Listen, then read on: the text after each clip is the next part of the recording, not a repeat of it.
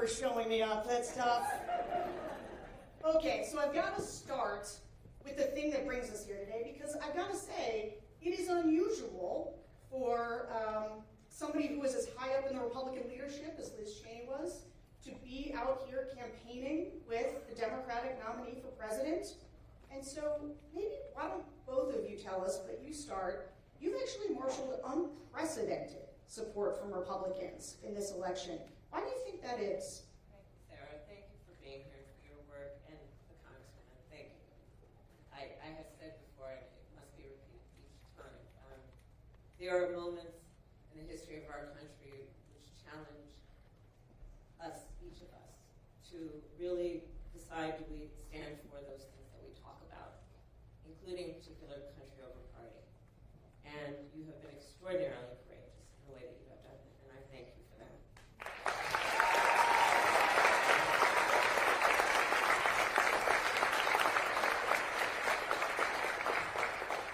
So, you know, I have, in my career now, whether it was as the elected district attorney, elected attorney general, and then elected United States Senator, and of course now Vice President, I've counted that I have taken the oath of office 6 times. And for the elected leaders here, we know it is an oath that one must take sincerely and unequivocally, which is an oath, among other things, to support and defend the Constitution of the United States, and to understand what those principles represent and what they require of the individual who holds the office in the public trust. And let's not undervalue that point as well. It is not about the individual. It is not about what is in their personal interest. It is about what is for and in the spirit of the public good. And this is a moment in this election that presents a real contrast among how I, as one of the 2 nominees, and my opponent, the former president, think of that duty. And it is a duty, by the way. There are certain things in our lives that we have the choice if we feel like it. And then there are certain things that are just fundamentally a duty. Like to raise our children, things of that nature. It is a duty to take seriously that oath and do it for the sake of the public good and in the public trust. And I think that this moment, with the choice that the American people have in this election in 2 weeks and 1 day, this election is presenting, for the first time probably in certainly recent history, a very clear choice and difference between the 2 nominees. And I think that is what, as much as anything, is bringing us as Americans together, who are understanding that we cannot, with such fundamental stakes being presented, afford to be mired in ideological differences without really staking our claim to the most fundamental ideals upon which our country stands. Thank you. And, you know, Congresswoman Cheney, it's sort of the same question to you, but I gotta ask, you know, it's one thing for Republicans to sign a letter. You know, we've seen that Vice President Harris has been endorsed by 200 Republicans in the national security space, all kinds of people from George W. Bush's administration. There's been a lot of people who'll sign letters, and maybe they'll go on TV, they'll release a statement. I was just with Republican Congressman Charlie Dent, former Republican congressman here from the state. He voted for you in his early voting. But you were out here campaigning. You were out here holding events. So talk about why it's been so important to you to be as involved as you are in getting Vice President Harris elected. Well, thank you so much, Sarah, for the question, and it's an honor to be here today with you, Madam Vice President. You know,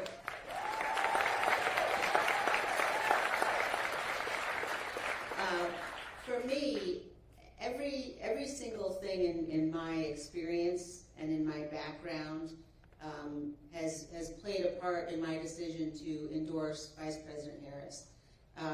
And you know, that begins with the fact that I'm a conservative.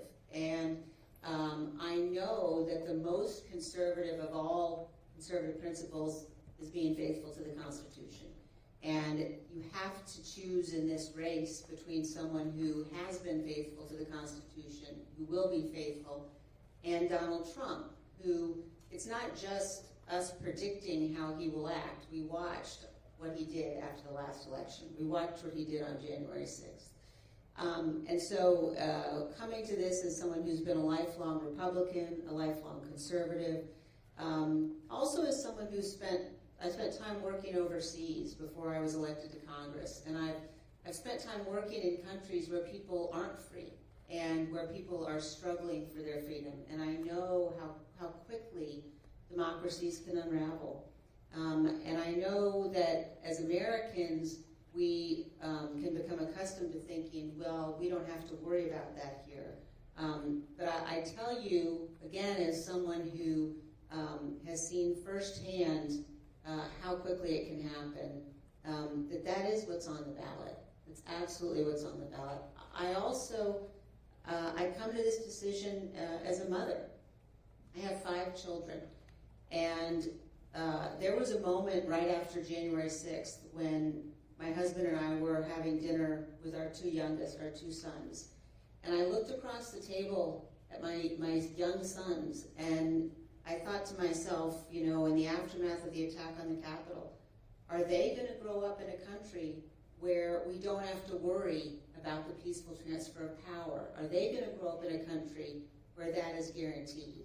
And I believe that every one of us in this election has a duty and an obligation to do what we know is right for the country, and that's to support Vice President Harris. So I'm very honored to be here.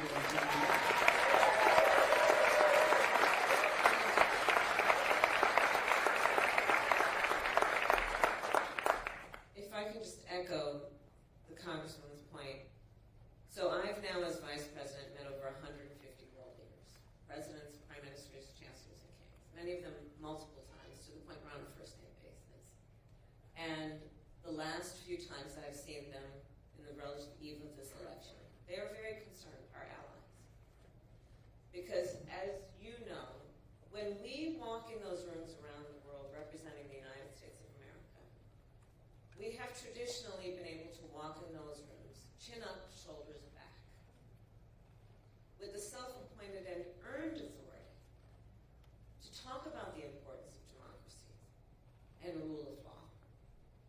But as all the role models here know, as a role model, people watch what you do to see if it lines up with what you say. People around the world are watching this. And I tell you, sometimes I do fret a bit about whether we as Americans truly understand how important we are to the world. I hope everyone does really understand that we represent something, imperfect though we certainly are, flawed though we may be. We represent, in terms of our ideals, the basis of our Constitution, we represent a gold standard. And when we have someone who has been president, who wants to be president again, who is saying he would be dictator on day one, would weaponize our Department of Justice, one of the principles of our democracy is that we say we have a justice system that is blind, that is not punitive against one's enemies. They are watching. So this is about direct impact on the American people, and it most certainly will impact people around the world. You know, I'm so glad you brought that up, and I as a follow-up, I would just ask Congresswoman Cheney, too, we live in a dangerous time. I mean, I think Americans are watching what's happening overseas, in Ukraine, in Israel. Republicans, we used to be the party that would be on the side of our Democratic allies like Ukraine. Talk to me a little bit, and all of us, about why, from a foreign policy standpoint, you find yourself able to endorse Democrats who didn't used to be that way. Well, it's not just able to endorse them, but if you look at the numbers of the most senior officials who served Donald Trump, his own vice president, national security advisors, as chief of staff, the leading generals who served him, who've all said he's unfit. And people really need to stop and think about how completely unprecedented that is. And the idea, when people sort of say, well, we might, be tempted for some reason or another to vote for Donald Trump. If the issue is foreign policy, I would just ask everyone, think about how dangerous and damaging it is to have someone who's totally erratic, completely unstable, someone who has aligned himself with, who idolizes tyrants. He idolizes tyrants. The choice here with respect to national security policy is a man who has proven, he's absolutely proven that he will not stand up, he won't defend this nation with respect to our own Constitution and rule of law. And Vice President Harris, who has been clear in terms of support for Ukraine, in terms of recognizing and understanding across the board that America cannot maintain our own freedom and security if we walk away from our allies around the world. And our adversaries know that they can play Donald Trump. They absolutely know that they can play him. And we simply can't afford to take that risk. So as someone who's spent a career on national security issues, again, this was not at all a difficult choice for me. The choice here is absolutely clear in terms of the necessity of supporting Vice President Harris. And if I may emphasize, part of the backbone of our national security is our military. And let's please not overlook how someone who wants to be commander-in-chief and has talked about our servicemen and women, has talked about an American hero like John McCain, who was a prisoner of war, said he didn't respect him, didn't like him because he got caught, has talked about our service members as though they are less than the most courageous of us, those who put on the uniform, who represent the United States of America, who are willing to die for the sake of everything we stand for. And he calls them suckers and losers. These things cannot be overlooked. And I have said many times publicly, and I'll say it again, in many, many ways, Donald Trump is an unserious man, but the consequences of him being president of the United States are brutally serious. There are things that he says that will be the subject of skits and laughter and jokes. But words have meaning coming from someone who aspires to stand behind the seal of the President of the United States. These are the things that are at stake. Couldn't agree more. So I do want to ask you another question, though, before we go to the audience. You talk a lot about a new way forward. You talk about turning the page. What's on the next page? Talk to us about... you want a preview? Yeah, give me a spoiler alert, Just tell us what's the rest of the chapter. Well, first of all, I will say that it is a metaphor that is meant to also describe my intention to embark on a new generation of leadership. And needless to say, mine will not be a continuation of the Biden administration. I bring to it my own ideas, my own experiences. But it is also about moving past what, frankly, I think has been the last decade of the American discourse being influenced by Donald Trump in a way that has had the effect of suggesting we as Americans should point the finger at one another, in a way that has been using the power of the presidency to demean and to divide us. I think people are exhausted with that, rightly. And it frankly does not lead to the strength of our nation, to tell the American people that we must be suspicious of one another, distrust one another. Yesterday I did a couple of church services, and there's many people here know the parable of the Good Samaritan. And there is, in essence, a piece of that, in my own words, that it really requires us, I think, to see in the face of a stranger, to see a neighbor, right? That's spirit. And I think we need to get back to that. The spirit of the American people is such that, we are an ambitious people. We are aspirational. We have dreams. And that is productive. It is not productive of us to be a nation of people who are pointing fingers at one another, who don't understand that the vast majority of us have so much more in common than what separates us.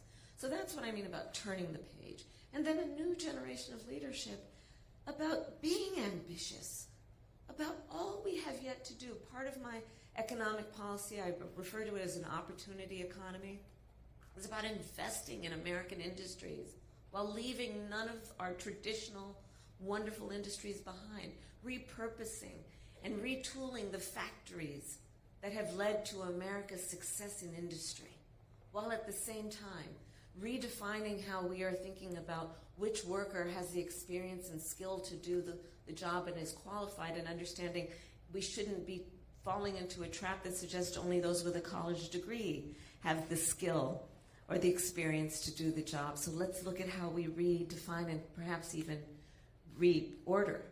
And in fact, I'm going to start with federal jobs, and then I'm going to challenge the private sector to do the same. Let's look at which of those jobs would benefit from a skilled, experienced worker who perhaps went through an apprenticeship program, not a 4-year college, but still had a 4-year degree in essence. So these are the kinds of things that are about seeing the opportunity of this moment and investing in it. I'll tell you, and I know this is a controversial topic for many of us, I love Gen Z. Because we have Gen Zs in our lives. We have kids who are Gen Zs. It can be complicated, I know. I love Gen Z. These young leaders are they're clear-eyed. They've only known the climate crisis. They've only known active shooter drills. I mean, we had fire drills, not our kids, right? But they're so wonderfully impatient. Right? No, really, that's good. That's good. They're ready to get in there. Let's invest in them. So, for example, one piece of my opportunity economy is we got to deal with the reality of where we are right now. The American dream for previous generations was something that people could kind of count on, not so much anymore in terms of home ownership. We have a housing shortage in America. We have a supply shortage. So part of my plan is, hey, let's be clear-eyed about this moment. Let's invest in the future. And as a devout public servant, I also know the limitations of government. I want to work with the private sector. I have in my career the skills, the breadth, the depth of value in those active partnerships benefit us all. So part of my plan for housing is to actively partner with building developers, with home builders, to create tax credits, to increase the supply of housing in America. My estimate is I think we can actually do it by 3 million by the end of my first term. Part of my approach that is about a new generation potentially of leadership, and certainly a different approach. Most of my career was not spent in Washington, D.C. I say that with pride. In that, most of my career was spent as a prosecutor, but making decisions that had a direct impact on people's lives. I learned at a very young age as a prosecutor that the things that I would do, the swipe of my pen could result in someone having their liberty or not. When I was Attorney General in California, which is, by estimates, the 5th largest economy in the world, I was acutely aware the words I spoke could move markets. I like getting things done. And part of my approach, which is, I think, about a new generation of leadership, is let's cut through the red tape. Let's cut through the bureaucracy while still knowing the virtues of the work that we can do in the public sector, be it public education, public health, public safety. This is a perfect segue into our first audience question, which is going to come from Alexandra Miller from Delaware County, main section right there. Hi, Alexandra. Hello. Hello, Madam Vice President, Representative Cheney. Hi Thank there. you for taking my question today. My name is Alex. I have a 7-year-old son and a wonderful 72-year-old mother who is suffering from dementia and requires full-time care. My son is in 2nd grade. My mother is in a nursing home, and I work full-time. The costs of childcare and of elder care are staggering, but simultaneously, professionals that help care for both our children and our elders are generally underpaid, which makes it difficult for them to support their own families and do the jobs that they need to do. How do you propose to help bridge this gap, making both child and elder care more affordable for hardworking families, and also retaining and attracting quality talent for these essential jobs? So first of all, you're dealing with a lot. You're dealing with a lot. And I just wish you strength and support. You are a part of what we call the sandwich generation, which are those parents and children who are right in the middle. They are taking care of their young children and taking care of their parents as they age. And it's a lot.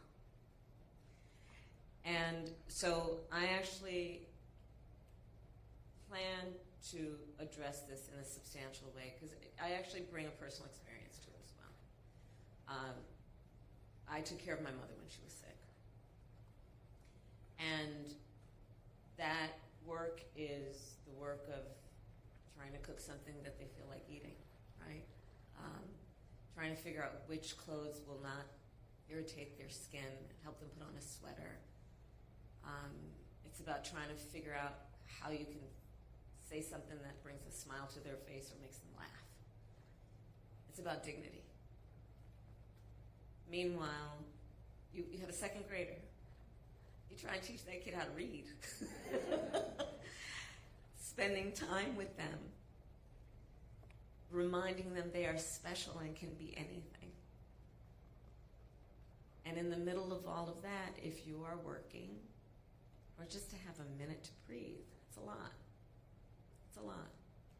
So the way that this plays out for many people is it's one of just a couple of ways. One, if you have the good fortune of having enough extra money, you can hire somebody to come in and then, exactly as you said, you, knowing what you just shared with us about yourself, would pay them the value of their work. Or someone in this position would have to basically spend down all their savings so they could qualify for Medicaid, which means they pretty much have to give it everything. Or they have to quit their job, which means one less income in their household. And this issue for me is a matter of dignity. Yours, your parents, and the well-being of your child. And you being able to do what you naturally want to do, and the thing that we should value in our society, which is someone like you who is taking on the duty and the responsibility of all of that. So my plan is that instead of those scenarios I just mapped out, we will restructure it so that Medicare covers the cost of in-home health care for your parent so that they can be at home. And you can then have the assistance with someone who can help prepare that meal, help them get dressed, and you can still give that baby of yours all the love that they deserve, and you can have sanity in the process, and everyone can have dignity. And so this is my approach, which is let's just look at this as let's just come at it from common sense, by the way. It's just common sense. And what is a common sense, practical approach to doing this? Because when you are able to be productive, we all benefit, by the way. When that child is able to have a parent who is able to help them with their reading and remind that child that they are special, we are all going to benefit from that. So thank you for raising the subject. And you take care of yourself. Okay, next we're going to call on Ashley Scott. Speaking of Gen Z, although I guess I shouldn't assume I know what generation she's from, but she's a student from Bucks County. Hi. Hi, Vice President Harris and Congresswoman Cheney. My name is Ashley Scott. I'm from Bucks County, Pennsylvania, and I am Gen Z. I'm 22 years old. Nailed it. So thank you for that compliment. But yeah, my question is about maternal health. Specifically in the United States, maternal mortality is devastating. The rates are terrible. And I was wondering if you have a plan to combat the crisis. Thank you, Ashley, and thank you for being here and your voice. It's a big issue. So we have the very, I think, shameful distinction of any wealthy nation having one of, if not the highest rate of maternal mortality. And I've studied this issue. I worked on it when I was in the United States Senate and as vice president. And the fact is that 90% of them are preventable, which tells us we can do something about it, right?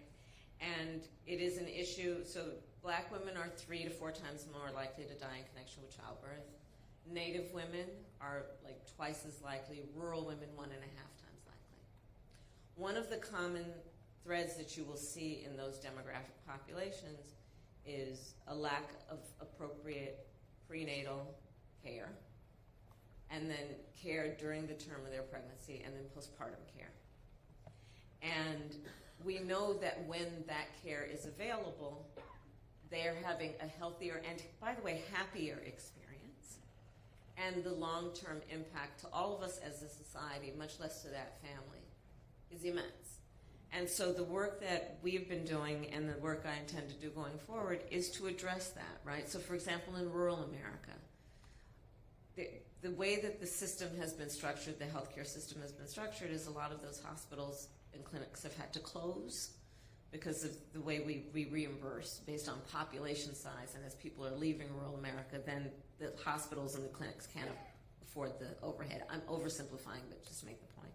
So we need to address that in terms of how we're structuring, how we create incentives and give the resources to those healthcare facilities, be they clinics or hospitals.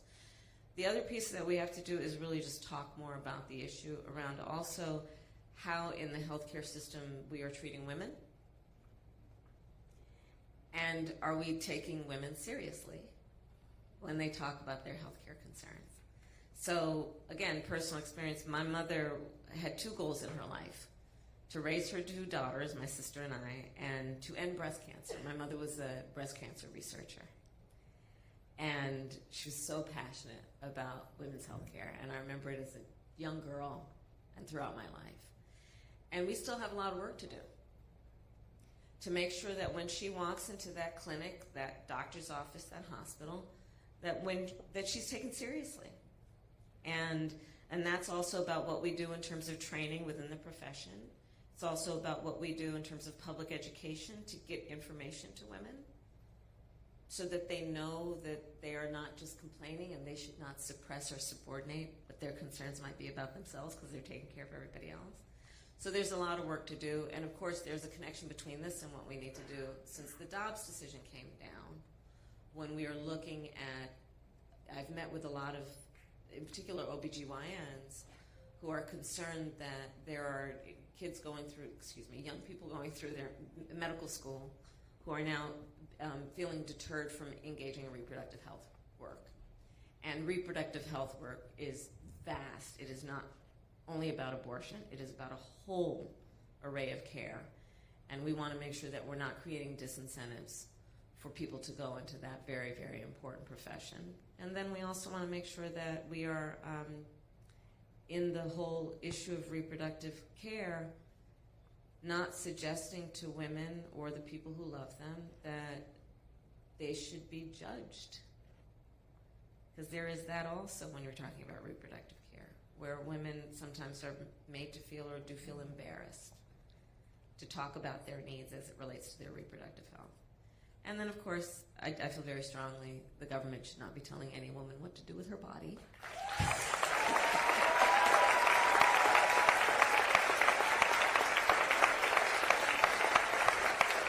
And when Congress passes a law reinstating the reproductive freedoms of women, I will gladly and proudly sign it into law, because I strongly believe one does not have to give up or abandon their own faith or beliefs to agree that not the government telling her what to do. If she chooses, she will consult with her priest, her pastor, her rabbi, her imam, but not the government. We've seen too much harm, real harm, happen to women and the people who love them around our country since that decision came down, including women who have died.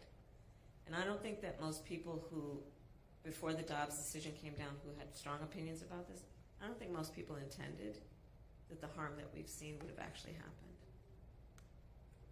Can I add to this, because I think it's such an important point, and I think there are many of us around the country who have been pro-life, but who have watched what's going on in our states since the Dobbs decision, and have watched state legislatures put in place laws that are resulting in women not getting the care they need. And so I think this is not an issue that we're seeing break down across party lines, right, but I think we're seeing people come together to say what has happened to women when women are facing situations where they can't get the care they need, where in places like Texas, for example, the Attorney General is talking about suing to get access to women's medical records.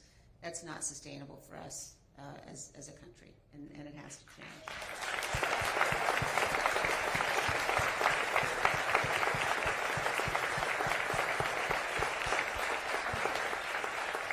So as we come close to time here, I want to ask you both kind of a final question. I watched the conversation in the country and the way that the media covers this election, and it's often about the race. Who's up in a poll, who's down in a poll, and I don't always feel like we're talking about the stakes enough.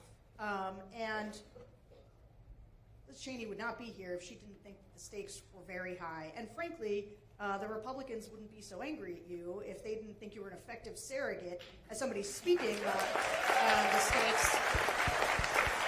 Some Republicans. Some Republicans. Hashtag not all Republicans. I've seen a lot of Republicans. I've seen it, and I know it happens, who fake her constantly. I know it. Yeah. I know it. They're going to vote the right way on November 5th. They might not be public about it, but they'll do what they know is right.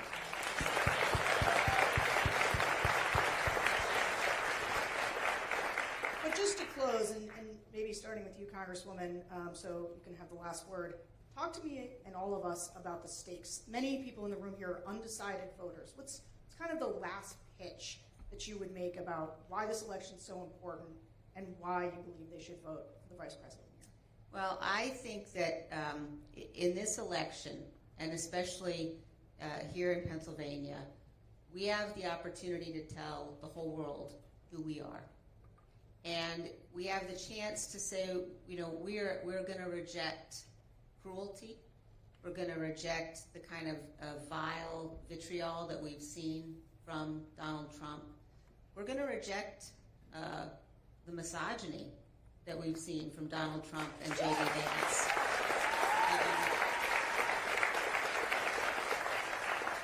And we have the chance in this race to elect somebody who you know is going to defend the rule of law.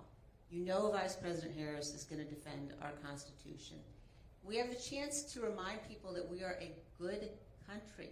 We are a good and honorable people. We are a great nation. And in this race, we have the opportunity to vote for and support somebody you can count on. We're not always going to agree, but I know Vice President Harris will always do what she believes is right for this country. She has a sincere heart, and that's why I'm honored to be here and support her in this race.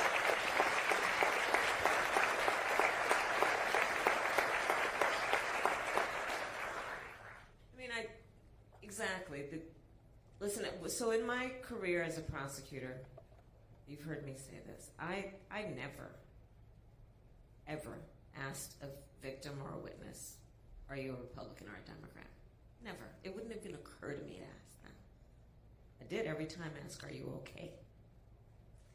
And I feel very strongly that, for example, on the issue of partisanship, yes, we're going to have disagreements, but I actively invite good ideas from wherever they come. That's why I'm going to have a Republican in my cabinet, by the way.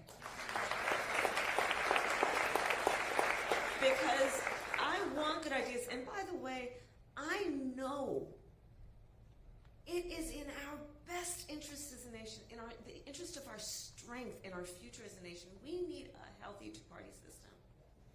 We need a healthy two-party system. We need to be able to have these good, intense debates about issues that are grounded in fact. Imagine. Let's start there. Wow. Can you believe that's an applause line? But, you know, we have in our grasp in these next 13 days, or 15 days, excuse me. I'm just jumping ahead.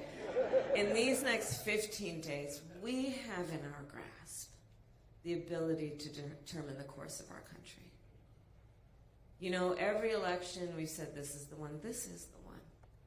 This truly is the one.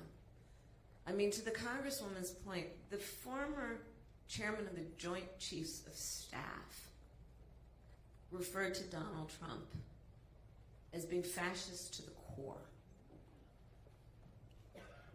And no one would ever accuse the former chairman of being partisan in any way. The people who know him best, from the former chief of staff, defense secretaries, 2 of them, national security advisor to the former vice president. And so we have in our grasp, because we still have a democracy, as the saying goes, as long as we hold on to it, we still have a democracy. Which means in a democracy, and here's the beauty of it, we each have the power to make a decision about the future of our country through our vote. And my request then of each of you who have spent time out of your busy lives to be here, and I thank you for that, is please just help us get the word out to your neighbors and friends and family members to just remind them of what is at stake in this conversation. I ask for your vote. I ask for their votes. And I promise to be a president for all Americans. I promise and pledge that. All right, everyone, Congresswoman Cheney and Vice President Kamala Harris, thank you so much. Yes, let's give them another round of applause. That was wonderful.